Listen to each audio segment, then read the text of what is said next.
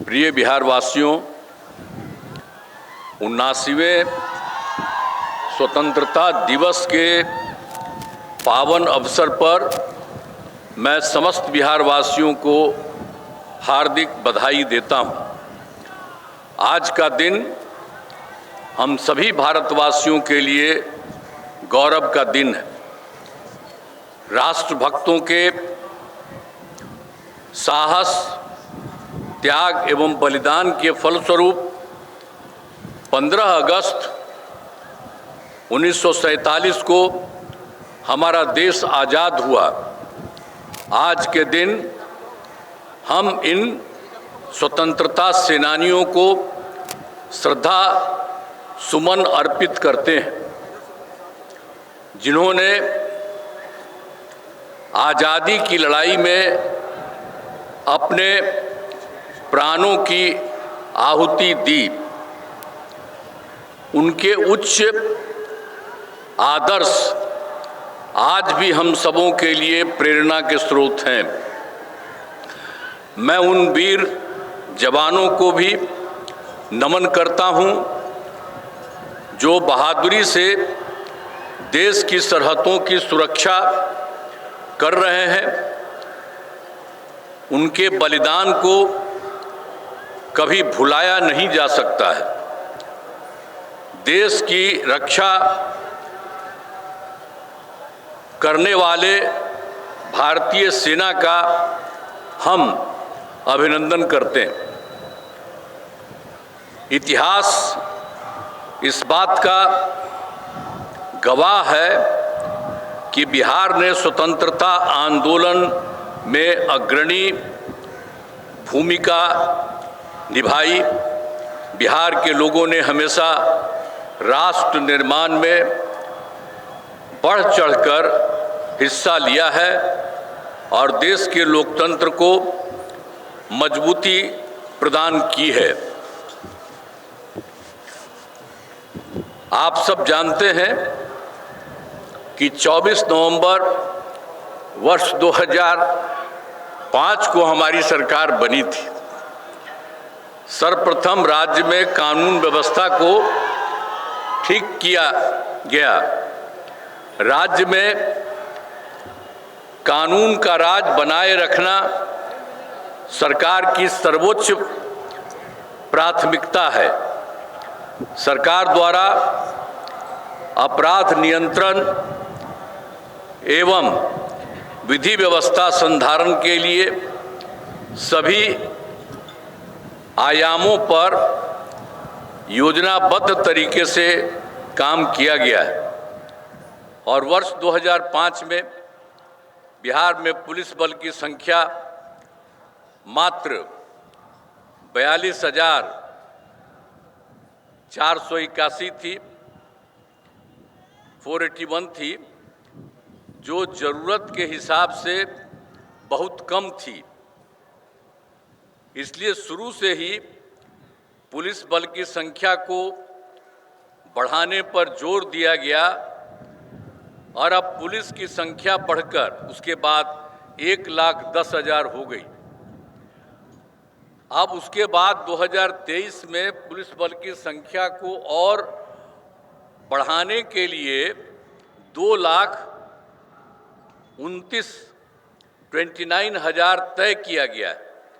अब उसके लिए काम शुरू हो गया है और जो काम शुरू हो गया है तब पुलिस बल की संख्या 1,31,000 हो गई है और नियुक्ति तेजी से जारी है। हमने ये कहा कि बहुत तेजी से इस काम को करिए और यही काम जो किया था कि अब पहले तो 1,10,000 हुआ था और उसी के बारे में तय किया कि इसको और बढ़ाएंगे या 2,29,000 तय किया जाएगा। तो अभी एक ही राउंड हुआ है, लेकिन उसके बाद हमने सब लोगों को कहा है कि इसको और तेज़ी से करिए ताकि उतनी संख्या जो कह रहे हैं हम लोग 2,29,000 वो जल्दी हो जाए। तो इसके लिए भी होने की बात हो रही है। और राज्य में वर्ष 2005 की तुलना में हत्या, डकैती, लूट और फिरौती हेतु अपहरण की घटनाओं में बहुत कमी आई है। अब किसी प्रकार के डर एवं भय का वातावरण नहीं है। लोग देर रात तक बाजार हाट का काम कर रहे हैं। लोग बिना डर भय के हर जगह आ जा रहे हैं। अब इसके बाद सर्वप्रथम शिक्षा एवं स्वास्थ्य के क्षेत्र में विशेष ध्यान दिया गया। पहले बहुत कम स्कूल थे। जब हम लोगों की सरकार बनी उसके बाद क्या हाल था?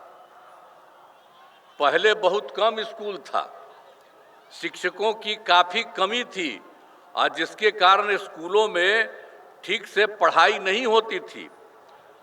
तो बड़ी संख्या में नए स्कूल खोले और नियोजित शिक्षकों की बहाली हम लोगों ने की और शिक्षा को बढ़ावा देने हेतु लड़के लड़कियों के लिए पोशाक एवं साइकिल योजना चलाई गई है। आप सब जानते हैं कि कितना ज़्यादा किया गया भाई। आखिर शिक्षा को बढ़ावा देने हेतु लड़के लड़कियों के लिए पोशाक एवं साइकिल योजना चलाई और सभी पंचायतों में उच्च माध्यमिक विद्यालय खोले गए। लड़कियों को 12वीं पास करने पर 25,000 रुपये तथा ग्रेजुएट पास होने पर 50,000 रुपये की राशि दी गई है। अब लड़कियां भी खूब बढ़ रही हैं और स्कूलों में लड़के लड़कियों की संख्या लगभग बराबर हो रही है। तो वर्ष 2023 में बिहार लोक सेवा आयोग द्वारा 2,56,000 सरकारी शिक्षकों की बहाली की गई है। अब हम लोगों ने फिर बढ़ा दिया। अब पहले जो था 2006 में हमने कहा था कि नहीं आप ही लोग बहाल करिए, तो उसकी संख्या रही है 3 लाख बने, उसके 68,000 तो नियोजित शिक्षक बने। अब जिसमें अब उसमें जो हम लोगों ने सब कुरुआ किया तो 3 लाख जो 68,000 वाली थी उसी में से कुछ लोग लोक सेवा आयोग में पढ़ाई दी तो शामिल हुए, तो उसमें भी उसमें 28,976 सरकारी शिक्षक बन गए। तो जो हमने कहा कि 2,58,000 उसमें ये भी शामिल हो गए। तो इसलिए 3 लाख जो 68,000 था वो हो करके अब 3,39,000 और 24 नियोजन शिक्षक शेष बचे। तो उसके बाद हम लोगों ने कहा कि भाई एक जगह करके वो इसमें भी शामिल हुई है।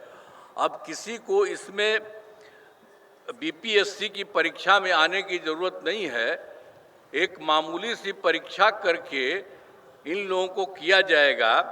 तो यही सब किया गया, सरकारी शिक्षक बनाया जाएगा। तो इसके लिए सरकार ने तय किया कि 5 मौके हम लोगों ने तय किया और 2 परीक्षाओं का आयोजन हुआ। तो उसमें 2,54,000 नियोजित शिक्षक पास हो गए। अब उसके बाद बच गया है मात्र 85,000 शेष बच गए हैं। हाल ही में तीसरी परीक्षा भी हुआ है, 5 के बारे में बात था, तो अभी तीसरी परीक्षा भी हुआ है लेकिन उसका कोई रिजल्ट अभी नहीं आया है और उसके बाद अगला 2 बार भी बहुत जल्दी कराया जाएगा। तो अब कुल मिला करके तो जो अब उसमें से मामूली परीक्षा में जो हम लोगों ने 2,24,000 कर दिया और दूसरी बात जो पहले हम लोगों ने करवाया था लोक सेवा आयोग में बीपीएससी में 2,58,000, तो ये दोनों मिल करके अब कुल मिलाकर सरकारी शिक्षकों की संख्या 5,12,000 हो गई है। तो ये सब एक एक तरह से काम किया जा रहा है और शुरू से ही सभी स्वास्थ्य सेवाओं में सुधार किया गया है। पहले स्वास्थ्य व्यवस्था बहुत खराब थी। प्राथमिक स्वास्थ्य केंद्र में इलाज के लिए प्रति माह मात्र 39 मरीज ही आते थे, यानी प्रतिदिन एक दिन में 1 या 2 मरीज आते थे। पहले क्या हुआ था, जो हम लोगों का हुआ था उसके पहले 25 के पहले से जो लोग थे तो उनको क्या हाल था, यही था। और फिर हम लोगों ने 2006 से अस्पतालों में मुफ्त दवा और इलाज की पूरी व्यवस्था की है। और अब जानते हैं, ये जानना चाहिए कि अब प्राथमिक स्वास्थ्य केंद्र में हर महीने औसतन 11,600 मरीज आते हैं। अब उतना कम आता था, और कितना एक दिन में आता था, 1 या 2। अब सब जगह इतनी संख्या हो गई, तो प्राथमिक शिक्षा केंद्र में आपको बता रहे हैं, हर जगह ये सब काम किया। अब इसके अलावे जो 6 मेडिकल कॉलेज थे पहले से, ये सरकार जो दूसरी हम लोग पहले वाला ही थे उसमें कुछ नहीं बना था, वो पहले से बना हुआ था 6 मेडिकल कॉलेज। उसके बाद हम लोगों ने बनाना शुरू किया, तो अभी तो काफ़ी पहले 12 हो गया है, लेकिन 21 जिलों में नए मेडिकल कॉलेज बनाए जा रहे हैं, वो भी जल्दी होगा। लेकिन उसके बाद जो 7 था, कहीं कहीं हो गया था, कहीं छोटी जगह थी, उसके बारे में भी हम लोगों ने तय किया कि नहीं, 7 जिलों में भी मेडिकल कॉलेज बनाए जाएंगे। अब वो भी सब तय कर दिया गया है। अब पटना मेडिकल कॉलेज अब वो तो कर रहा है तेजी से, वो सब काम भी हो ही रही है।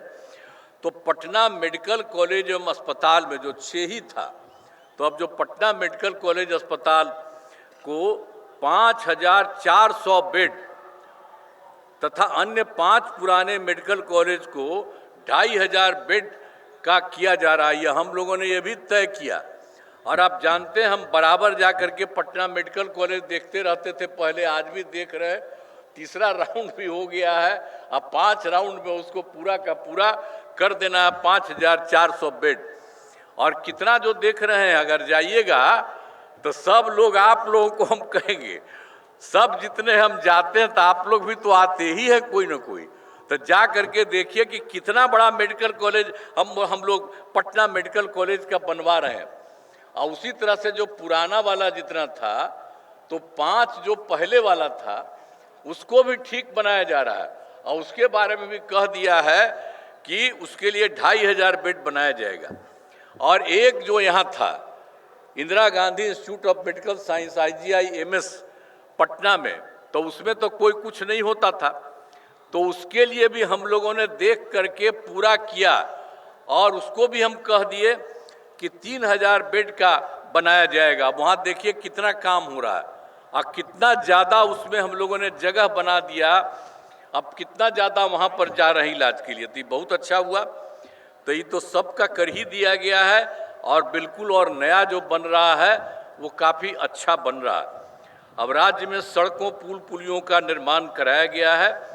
राज्य के सुदूर क्षेत्रों में 6 घंटे में पटना पहुंचने के लक्ष्य को, तो जो बात हुआ था हम लोगों ने पहले किया था 2016 में ही सड़कों और पुल पुलियों का, तो 6 घंटे में दूर से यहाँ आ जाता था। लेकिन उसके बाद फिर हम लोगों ने और कराया इसको करने का, तो अब सबसे दूर से पटना आने में अब हो गया है 5 घंटा। तो इसके लिए हम लोग और करवा रहे हैं कि इसी तरह से और अच्छे ढंग से सब जगह से हो। अब उसके बाद जो वर्ष 2015 में हम लोगों ने क्या किया, 7 निश्चय के तहत किया, अनेक काम किया गया, बहुत सारा काम किया गया। तो हर घर तक बिजली, हर घर नल का जल, हर घर शौचालय था, टोलों में पक्की सड़कों को जोड़ने का काम पूरा हो गया है। जो नई बसावटें घर बन गए हैं, उनमें ये काम कुछ भी दिनों में पूरा करा लिया जा रहा है। अब जिसका भी घर टूट गया या कोई नया घर बनाया, उसके लिए भी बनाया जा रहा है, और सब कुछ किया जा रहा है। और फिर 2020 में भी 7 निश्चय 2 के तहत सभी योजनाओं पर काम चल रहा है। अब इनमें ग्रामीण सोलर स्ट्रीट लाइट, हर खेत तक सिंचाई का पानी, टेली मेडिसिन, बाल हृदय योजना पर तेजी से काम चल रहा है। अब उसके बाद हम लोगों के सरकार द्वारा युवाओं को सरकारी नौकरी एवं रोजगार उपलब्ध कराया गया। अब पहले क्या था, शुरू में हम लोगों ने तो कर दिया था 8 लाख से अधिक युवाओं को सरकारी नौकरी, लेकिन 2020 में हम लोगों ने तय किया 7 निश्चय 2 में कि 10 लाख नौकरी और 10 लाख रोजगार देना तय किया। लेकिन आपको बता दें कि अब 10 लाख नौकरी वाला काम हो चुका, तो अब हो रहा है कि धीरे धीरे बढ़ेगा, तो एक लगभग 12 लाख भी हो जाएगा। और 10 लाख रोजगार जिसको किया गया तो उसमें जो बढ़ने लगा, तो अब क्या था, पहले सोचा जा रहा था कि 38 होगा, लेकिन अब इस बार 39 तक हो गया, यानी अब इतना हो गया। तो अब 50 सोचा जा रहा था, तो एक का तो हो गया। इसके बाद आप समझ लीजिए 10 लाख रोजगार तो पूरा हो गया है, बाकी जो किया जा रहा है तो 50 लाख से भी अधिक सरकारी नौकरी और रोजगार होगा। तो एक एक तरह से काम होगा। और उसके बाद हम लोगों ने तय कर दिया है, जो हम लोगों ने 2020 में तय किया था 7 निश्चय 2 में कि 10 लाख नौकरी या 10 लाख रोजगार, तो अब उसके बाद तो बढ़ ही रहा है, 50 से भी ज़्यादा हो जाएगा। तो ये 10-10-20 ही न था किया था, अब उसके बाद इतना हो रहा है। अब उसके बाद हम लोगों ने तय किया है कि इसके अगले 5 वर्षों में, इसके बाद जो होगा तो उसके अगले 5 वर्षों में 1 करोड़ युवाओं को नौकरी और रोजगार देना तय किया जाएगा। ये भी तय कर लिया गया कि उन सबको भी इतना किया जाएगा, इतना बढ़ाया जा रहा है। अब पहला समष्टीकरण पर जोर दिया गया। अब आप तो जानते ही हैं कि इसके लिए हम लोगों ने क्या किया। सबसे पहले तो 2006 में ही पंचायती राज संस्थाओं का, और फिर 2007 में नगर निकायों में किया। और उसमें हम लोगों ने क्या किया था कि 50% आरक्षण में शुरुआत की गई महिलाओं के लिए। तो आप समझ लीजिए कि हम लोग 6-7 में ही महिलाओं के लिए इतना पंचायती राज संस्था और नगर निकायों में कर दिया। तो ये जो शुरू किया, तब तो 4 चुनाव हो चुका है, तब इतनी बात है, सब जगह हो रहा है। और वर्ष 2023 में हम लोगों ने पुलिस में महिलाओं के लिए 35% आरक्षण दिया। अब बिहार पुलिस में महिलाओं की संख्या इतनी हो गई है कि अब देश में सबसे अधिक है, दूसरे किसी राज्य में इतना ज़्यादा नहीं है, इतना बिहार में भी हो गया। और वर्ष 2016 में महिलाओं को जो 16 में किया था सरकारी नौकरी 35% आरक्षण का काम, वो भी करवा दिया। हम पहले भी कहते रहे आप लोगों को। तो पहले बिहार में स्वयं सहायता समूह की संख्या भी बहुत कम थी। एक तो हम लोग जो कर दिया पंचायत और नगर निकाय में, तो वो तो कर ही दिया, तो उसके लिए तो चल ही रहा। अब 10 बार चुनाव भी 10 हो चुका है, तो एक एक तरह से कितना ज़्यादा बढ़ रहा है।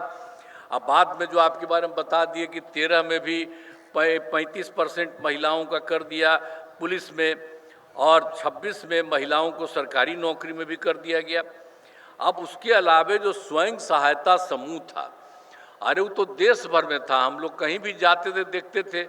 अब यहाँ पर आए तो देखे हम 6 में, अब उसमें देखे कि यहाँ पर कम है, तब हम लोगों ने 6 में ही विश्व बैंक से कर्ज लेकर राज्य में स्वयं सहायता समूह का गठन किया और उनका नाम हमने जीविका दिया। तो अब स्वयं सहायता समूह की संख्या लगभग 11 लाख हो गई है, आज जिसमें जीविका दीदियों की संख्या 1,40,00,000 हो गई। अब इसका शहरी क्षेत्र में नहीं था, तो हम लोगों ने 2024 में शहरी क्षेत्रों में भी स्वयं सहायता समूह का गठन हम लोगों ने कहा कि ये उसको शुरू करा दिया। तो उसको शुरू करा दिया है, तो अभी तो तेज़ी से हो रहा है। तो अभी तो इसकी संख्या हो गई है स्वयं सहायता समूह की 37,000, लेकिन जो लगभग है जीविका दीदियों की संख्या 3,65,000 हो गई है। लेकिन ये जो गठन है वो बहुत लगातार जारी चल रही है और ज़्यादा खूब होगा। तो पहले कितना हिंदू मुस्लिम झगड़ा होता था, पहले तो हिंदू मुस्लिम खूब झगड़ा था, तो हम लोगों ने सबको 6 से ही कब्रिस्तान की घेराबंदी शुरू की। अब बड़े पैमाने पर कब्रिस्तानों की घेराबंदी की जा चुकी है, अब कोई झगड़ा झंझट नहीं है, यह भी हम लोगों ने किया।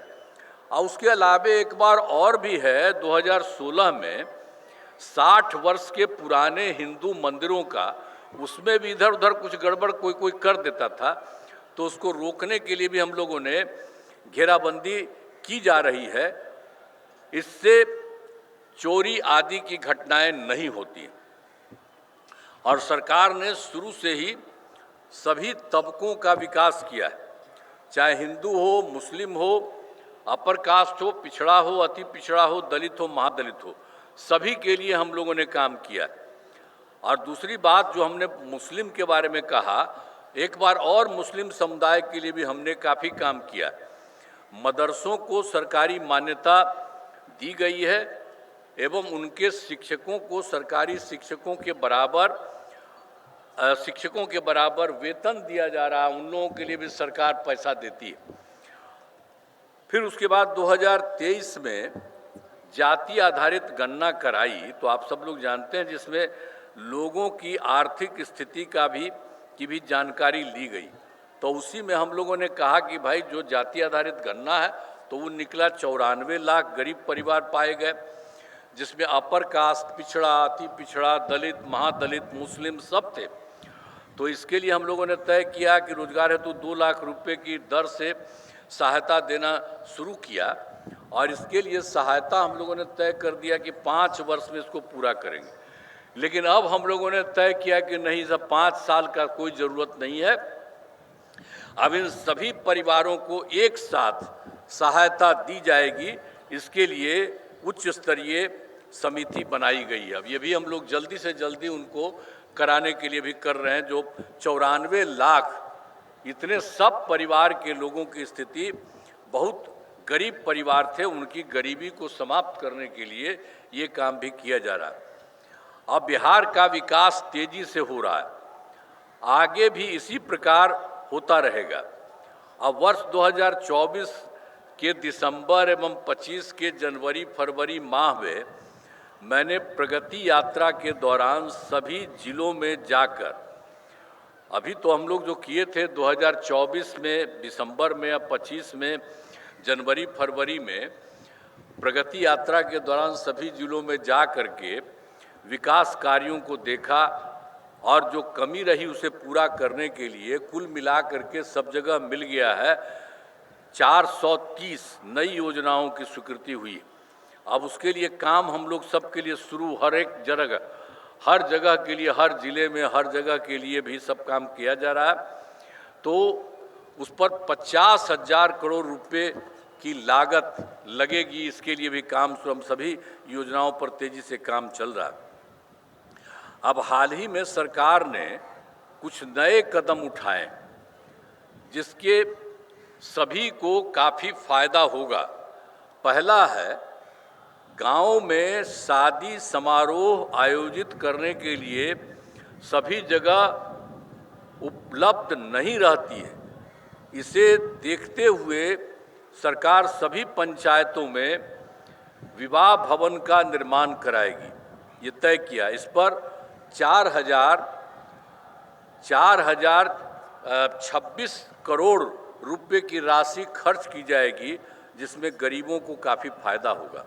और दूसरा है, जीविका दीदियों को बैंकों से ऋण के ब्याज को 10 से घटाकर 7% कर दिया गया।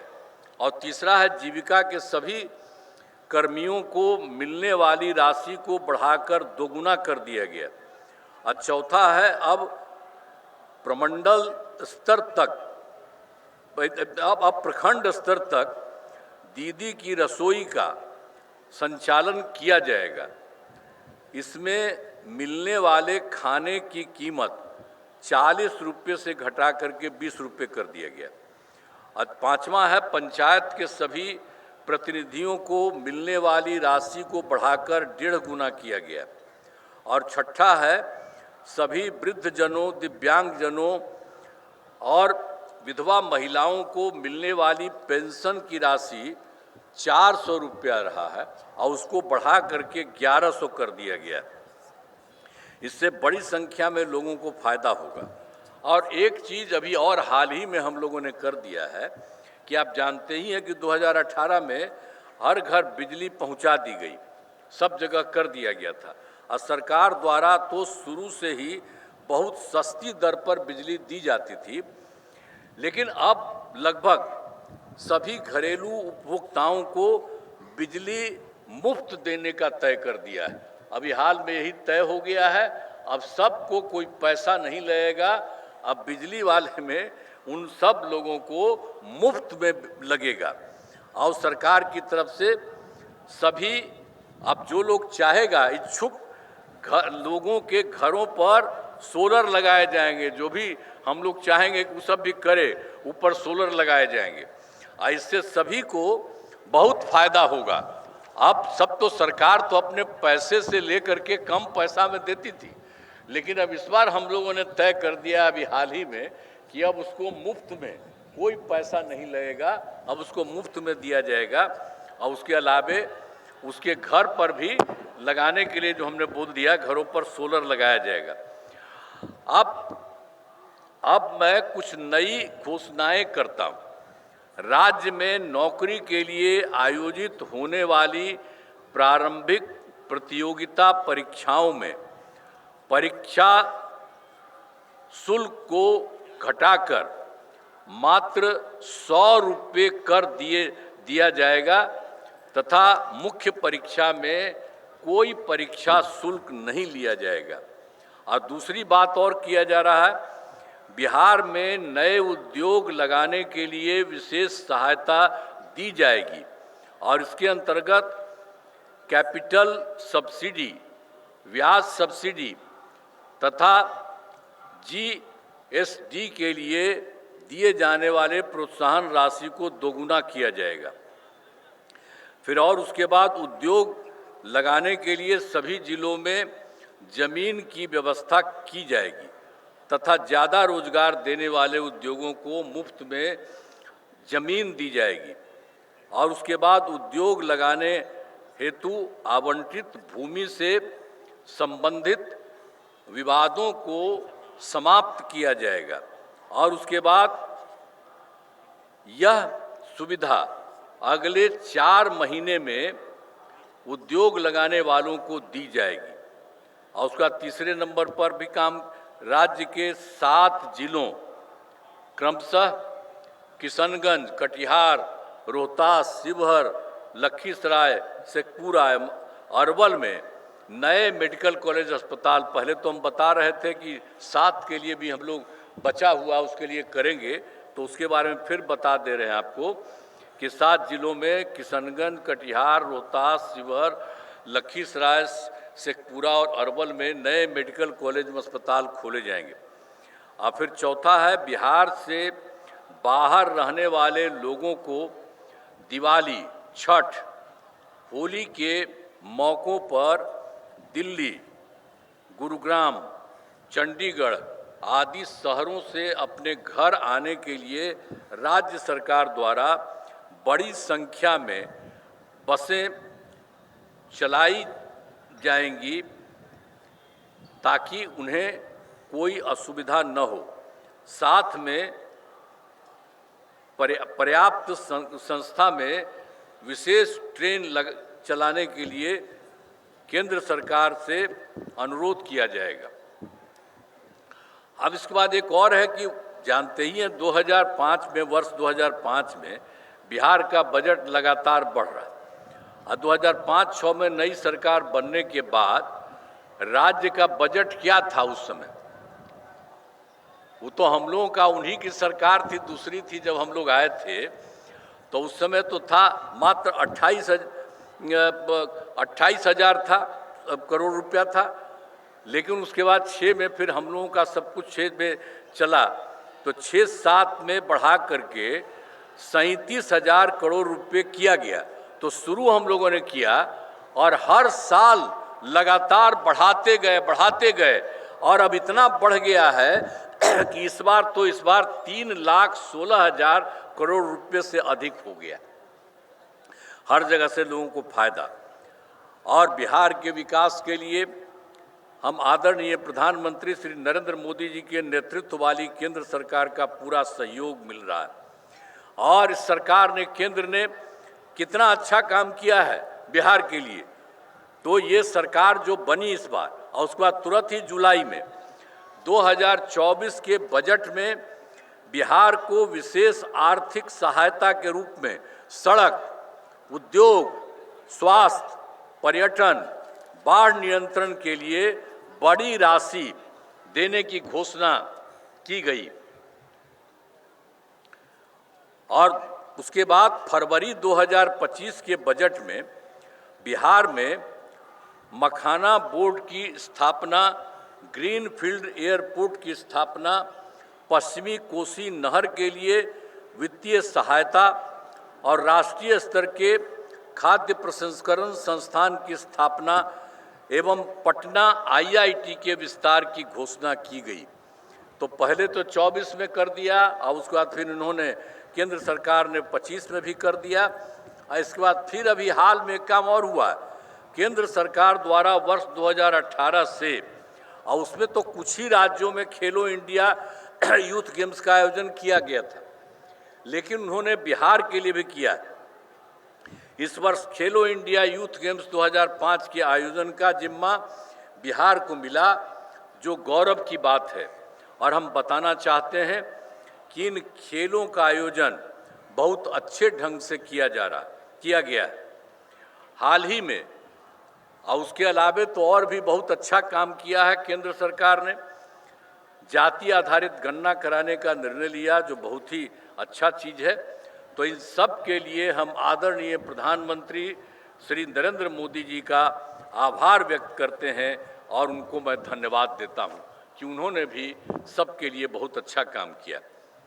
और उसके बाद अंत में यही है कि सरकार की कामना है कि समाज में सद्भाव एवं भाईचारा का माहौल कायम रहे। सभी चुनौतियों के बावजूद हमारा राज्य प्रगति के पथ पर अग्रसर है। हमारा अतीत गौरवशाली है और विरासत समृद्ध है। हम इसी ऊंचाई को फिर से प्राप्त करना चाहते हैं।